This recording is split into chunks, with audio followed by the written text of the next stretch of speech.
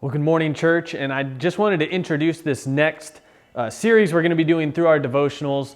We really enjoyed getting to go through Philippians, and I think a huge strength of just going through a book of the Bible like that is the fact that you can really see the context by where a lot of these verses that you hear every once in a while are coming from, and you can see more of a theme behind why that book was written in the first place.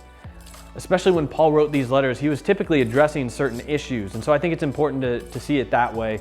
And so when we were talking through what we were going to go through next, now that we finished Philippians, me, Pastor Bob, Pastor Brandon, we kind of decided to go with Ephesians. And the main message that we see throughout that book, there's a lot of important topics, but one theme that Paul really talks about in that letter is unity in the body of Christ.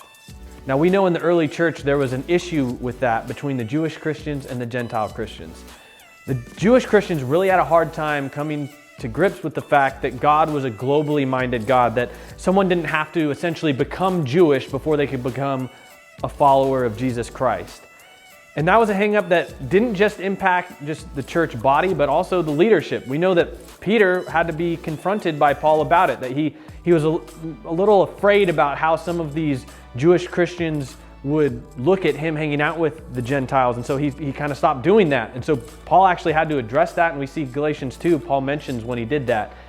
So it was an issue throughout the church, but what we're going to see through Ephesians is what it looks like to be unified as the body of Christ, how we can love each other as the body of Christ, and what witness that is to the community that we're in. And so we're looking forward to going through this book together.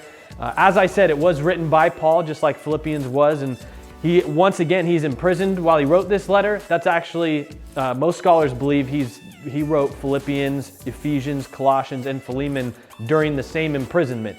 But we look forward to looking at what Paul's insight is on how to be unified as the body of Christ, how to love each other as the body, but also our community, and to be a witness of the fact that we've been saved through grace and not by any works that we do, but by the work of Jesus Christ alone.